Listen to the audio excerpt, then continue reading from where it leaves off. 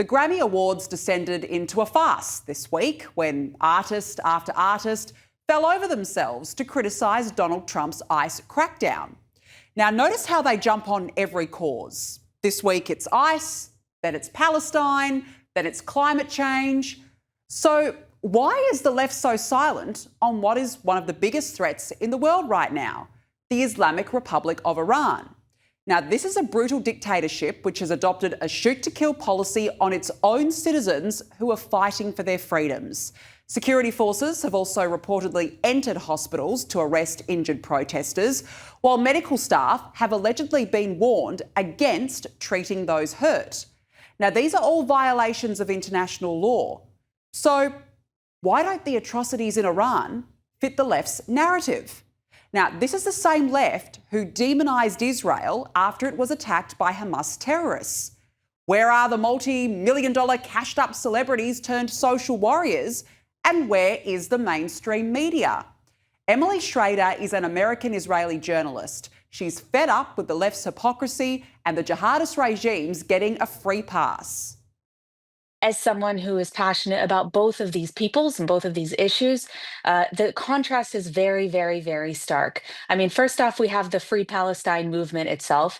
They had no problem organizing protests every week of the year all over the world, from Europe to Canada to the United States to Australia. We saw this in the streets over and over again. And their excuse was, well, we care about the Palestinian civilians. Now, we knew that that wasn't the case even in the moment, but the reality is that now it's being proven to the whole world, because not one of these organizations that organized all of these protests supposedly for Palestinians has organized anything for the Iranians. In fact, they've actually done the opposite. What we have seen is several events, particularly in the UK, organized by the anti-Israel movement that supports the Islamic Republic of Iran, even after the regime has murdered tens of thousands of people. And I just want to note for perspective that it's the equivalent, at least, just that we know, it's the equivalent of at least filling, the MetLife Stadium in New Jersey, 40,000 people, and killing every single person in that stadium. So the scale of this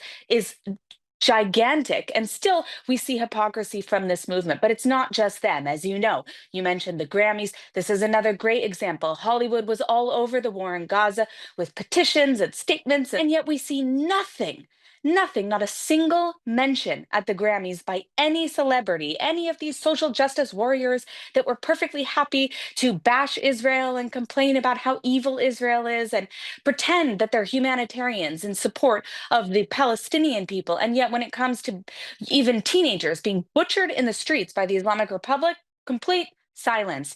And then, of course, we have the media. The media has been incredibly hypocritical. The mainstream international media, when it comes to Israel, it's 2 years of nonstop critical reporting, taking the statistics, the casualty statistics of the Gaza war straight from the Gaza Ministry of Health, which, as we've learned, is Hamas itself. So they took these as sacrosanct, as fact.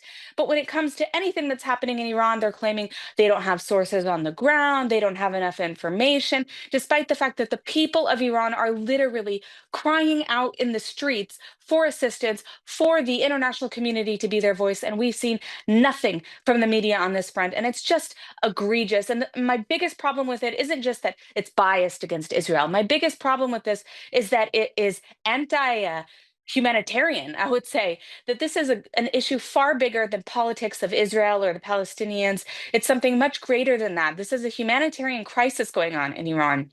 And no one seems to be concerned about that, particularly the people who spent 2 years complaining about Israel and how they were concerned about the lives of civilians. Suddenly, when it comes to Iranians, there's no concern.